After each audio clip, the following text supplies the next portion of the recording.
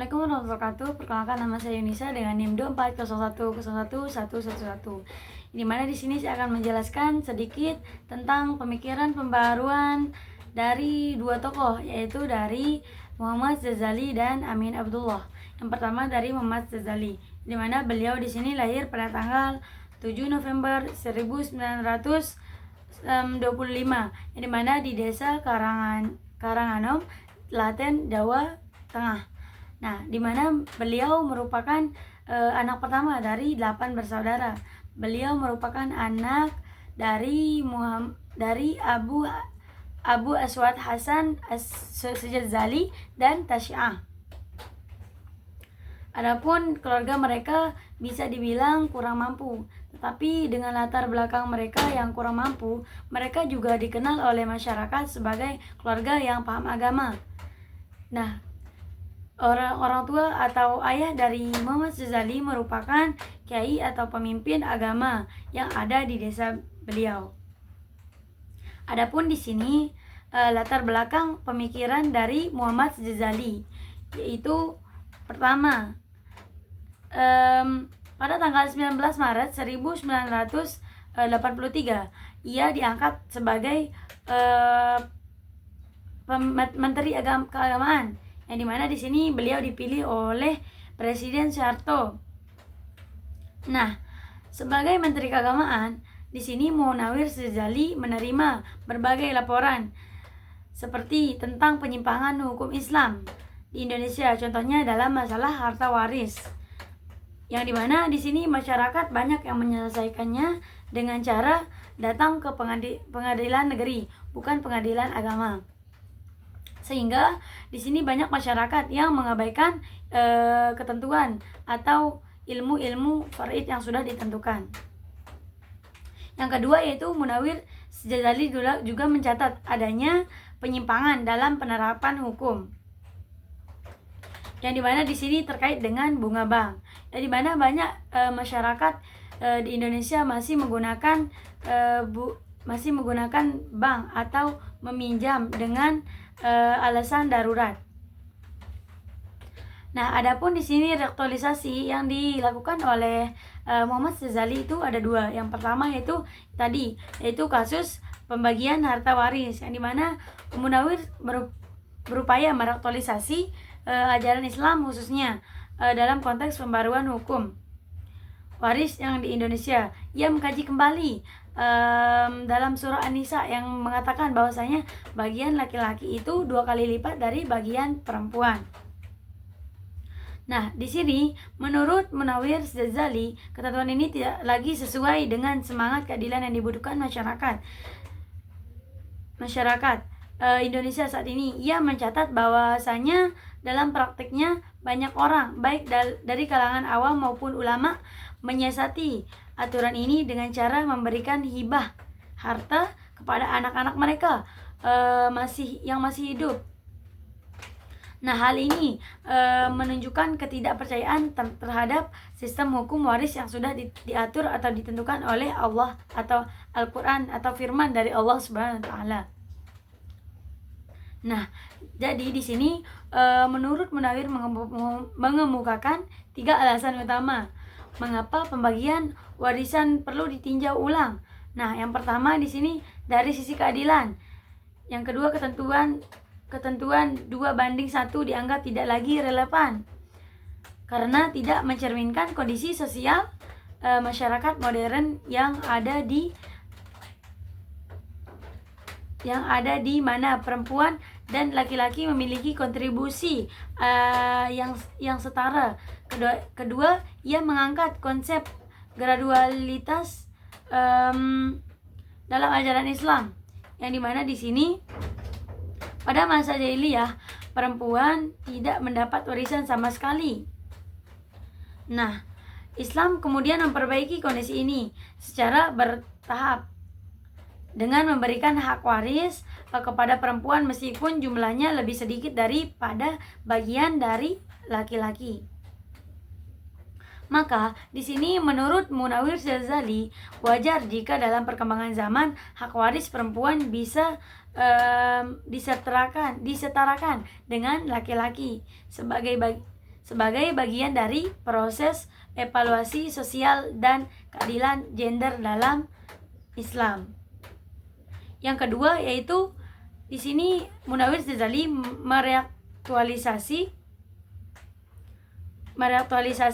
tentang kasus bunga bank, yang dimana di sini banyak sekali masyarakat Indonesia dalam pandangan umat Islam bunga bank umumnya dianggap sebagai riba, yang dimana yaitu tambahan atas pinjaman yang harus dibayar lebih dari jumlah pokok yang dipinjam.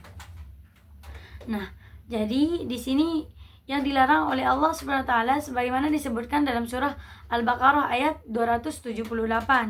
Nah, Sayyid Sabiq menyebutkan 4 alasan pengharaman riba. Yang pertama yaitu memicu permusuhan. Nah, yang kedua yaitu menciptakan ketimpangan kelas sosial.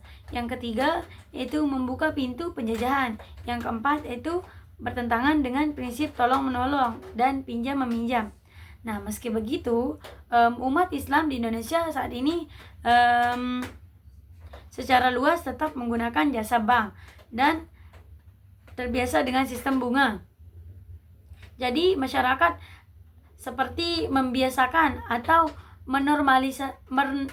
menormalisirkan itu meminjam di bank. Menurut Munawir, di sini juga beliau menyikapi dengan pendekatan kontekstual dan mereaktualisasi hukum Islam terkait riba. Nah, di sini beliau menekankan bahwasanya inti dari pelanggaran riba adalah prinsip keadilan, yaitu tidak adil bagi pihak yang meminjam, yaitu merugikan hak yang meminjam dari bank. Nah, dalam sistem perbankan modern, bunga bank merupakan bagian dari mekanisme pengelolaan modal masyarakat, yang dimana di sini Munawir juga berpendapat bahwasanya tidak adil jika si pemilik modal tidak mendapat kompensasi atas penggunaan dan resiko penurunan daya beli modal yang dipinjamkan. Sementara pihak peminjam di sini mendapat keuntungan dari usaha yang dijalankannya. Nah, salah satu di sini keberatan terhadap bunga bank adalah karena besarnya ditentukan sejak awal. Untuk itu, sebagian dari pihak menawarkan sistem bagi hasil sebagai alternatif yang lebih aktif atau lebih adil karena mempertimbangkan keuntungan dan kerugian bersama. Nah, namun di sini Munawir juga menilai sistem ini justru lebih rumit dan tidak efisien dalam praktiknya. Mungkin hanya itu yang dapat saya sampaikan dari materi atau tokoh Muhammad Ghazali. Yang kedua, sekarang saya akan menjelaskan sedikit tentang pemikiran pembaruan dari tokoh Amin Abduh. Yang dimana di sini latar belakang dari kehidupan Muhammad Amin Abdullah, yaitu nama lengkapnya adalah Dr. Muhammad Amin Abdullah, dan beliau di sini lahir di Margomulyo, Tayu Pati, Jawa Tengah pada tanggal 28 Juli 1953. Yang dimana di sini perjalanan pendidikan Amin Abdullah dimulai ketika ia berhasil menamatkan kuliahnya di Al-Muallimin Al-Islamiyah yang sering disebut sebagai KMI. Dan di samping itu, Amin Abdullah juga pernah mengenyam pendidikan di pesantren Gontor Ponorogo pada tahun 1972. Nah, adapun di sini poin-poin yang akan saya sampaikan yaitu konsep integrasi interkoneksi Muhammad Amin Abdullah, yang dimana di sini tipologi pembaruan dalam kajian Islam. Sebelum mengulas secara mendalam, di sini mengenai konsep integrasi atau kontekstualisasi interkoneksi yang ditaruhkan oleh Muhammad Amin Abdullah. Penting untuk menelusuri terlebih dahulu corak dan tipologi pembaruan dalam kajian Islam yang menjadi latar belakang pemikiran beliau. Nah, dalam konteks ini pembaruan Islam telah mengalami berbagai perkembangan, yang dimana dari masa ke masa sebagaimana diklasifikasikan oleh Fazlur Rahman ke dalam beberapa bentuk gerakan yang memiliki ciri khas masing-masing. Nah, Rahman membagi pembaruan Islam dalam 4 bentuk utama, yaitu gerakan revivalis, modernis, neo-revivalis, dan neo-modernis. Nah, jadi di sini juga saya akan menjelaskan sedikit tentang Muhammad Abdullah. Di sini kenal sebagai pemikir yang menjunjung tinggi integrasi antara ilmu-ilmu agama dan ilmu-ilmu modern. Yang dimana di sini ia tidak hanya membangun kerangka berpikir yang bersifat interdisipliner, tetapi juga transdisipliner, yaitu pendekatan yang dimana mampu melintasi batas-batasan disiplin keilmuan untuk menjawab atau persoalan-persoalan real dari masyarakat. Nah, dalam pengembangan toleran teori ini, Amin Abdullah tidak hanya berpengaruh oleh lingkungan sosial, tetapi juga budaya Indonesia yang plural, tetapi juga oleh pemikiran tokoh-tokoh besar, baik dari kalangan Islam klasik maupun pemikiran Barat.